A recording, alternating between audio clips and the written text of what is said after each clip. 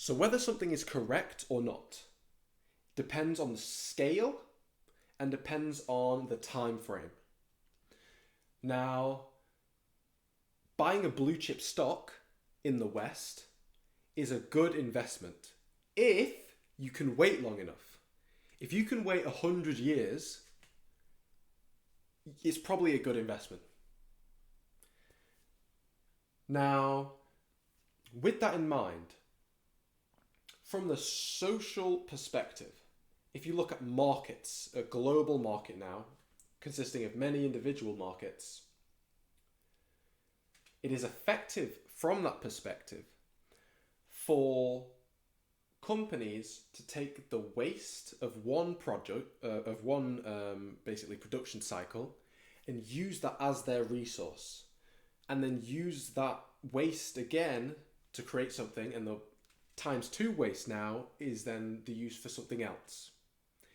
This means that instead of having to take new energy into the system, you kind of echo the energy that you took into the system, right? So you take one lump of coal, which creates heating, which creates children, which creates a larger society, which then create, right? So you've got this kind of ricocheting, it's like you're in a cave, right? And it's ricocheting all over, as opposed to, a wind tunnel where you constantly need new resources from the outside in order to maintain. So that's a efficiency on the global scale. Just as on the global scale, it is effective to use the waste product of one industry as your resource. From a cultural scale, the utility, right, the baseline that you need in a society, roads, walls, heat control and manipulation, water sanitization and acquisition, right? There are these certain things that you need for a baseline civilization or society or village, right? Whatever you want to scale down to or up to. And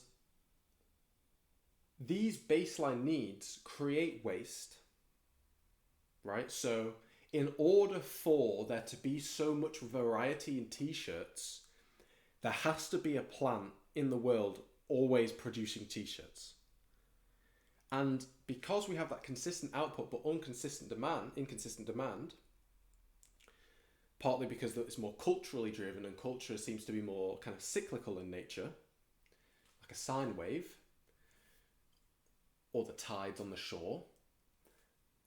So that means that during the times of lower demand, that output is going to create waste.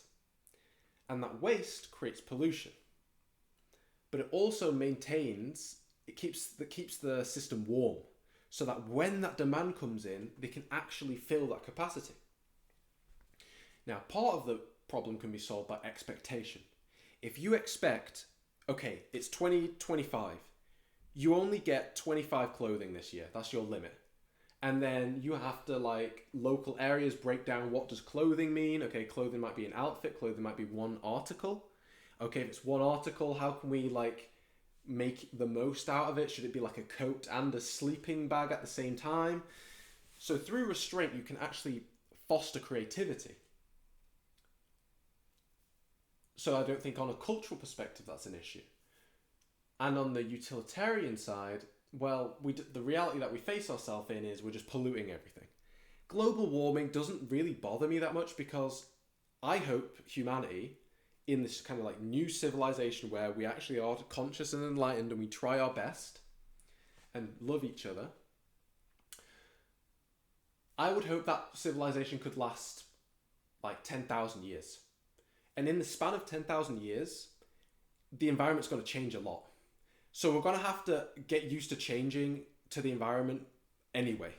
So the fact that it happens sooner, okay.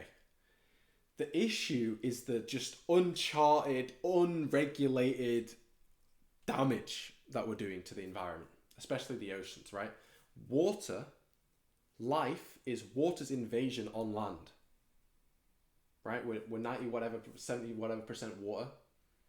And life basically has to be fostered in water. Once life matured, it tried to go on land but couldn't. Not because there wasn't space to be utilized there, but it simply didn't have the right recipe. Plants are the soul's or the water force's answer to land. Just as a side note. So on the social scale, it's useful to have the waste of one create the other. And this is where one of my key equations comes into place. It's not really an equation. Me, very simple. Commonality is unity. That's just a side note. But culture equals waste. From the utilitarian's perspective, when they look at culture, they go, oh yeah, waste. And from the cultural perspective, they look at the utilitarians as like pointless drones. Like, haha, like why even do anything? Well, so rigid. One can help create the other. Once you get a socialization going, up and running, you have working roads, you have working pipes, you have internet, you have electricity, right? You have food supply, you have water sanitization. There's a lot of things you need, and it's difficult to do. They're difficult problems. One of the things that makes the problem more difficult is people living closer to each other, right? Greta shouldn't be caring about anything but city dwelling. Because right now, the way to get the most productivity is to stack people on top of each other. And because that's the best way and everyone's scrambling for their own lives, every developing country is looking at that trajectory. And because it's not yet been politicized, they can freely acquire that behavior with any kind of like face loss or repercussion. So people are just moving to the cities en masse. However, having that many people in one place is part of what makes pollution such an inevitability. If you were to take a central hub and split it, let's say into 4 or to 5, and you were to take a platonic solid shape and use the 2D imprint of that, right?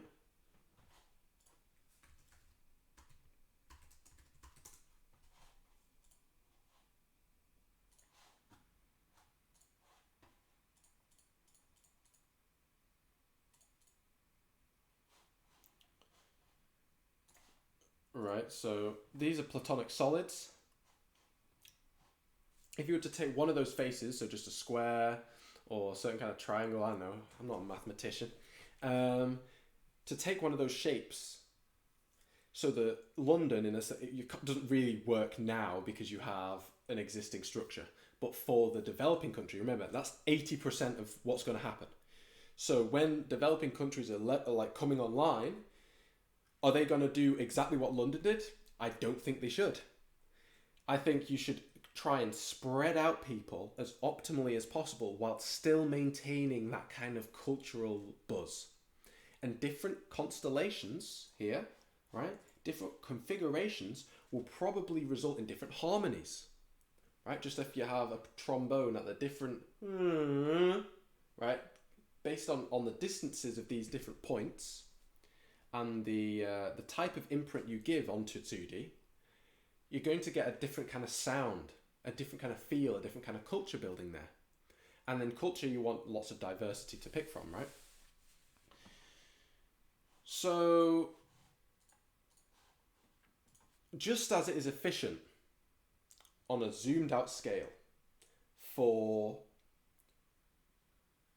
the waste of one industry becoming the resource of another, on the social perspective, social scale, it is effective to create waste on the utilitarian sense, on the logical, you could say like capitalistic sense,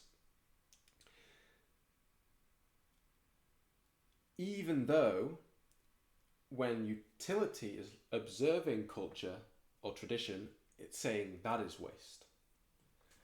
So in this particular model of social understanding, in the question of who came first, the chicken or the egg, it's utility, right? Now you can have a good culture if you're just in a village, But the problem is you don't have that same ability to manipulate your environment. And that means you're more susceptible to freak accidents. What is and what isn't a freak accident basically depends on knowledge and ability to manipulate environment.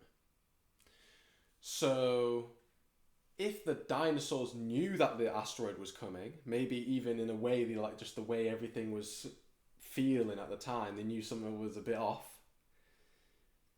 It doesn't matter, right? Because the little arms, the APM to type on the keyboard is like really slow, so that's why they couldn't code a rocket to move the asteroid out of the way. So, ever wondered why it was a glancing blow and not a direct hit? Ah, see, it's because they were trying to avoid it, but they just got clipped by it, you know. Okay, tinfoil hat aside. Alright, boys. Tinfoil aside, I hope that all makes sense. City dwelling is putting a massive strain on what types of system can be permittable. If you stack everyone right on top of each other, only certain things work. Same with like, you know, Call of Duty or Battle Royales. If you set the parameters of the game very, very narrowly, there are only a very narrow amounts of ways to play that are worthwhile. That's my main gripe with Dota 2.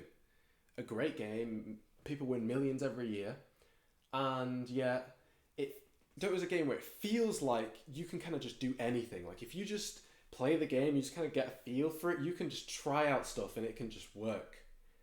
So you have a game where it feels like you can just do stuff, but in reality, the best way to do stuff is a lot better than whatever way you were going to do it 99.99999% of the time. So that openness actually feels like restriction eventually. And I don't know.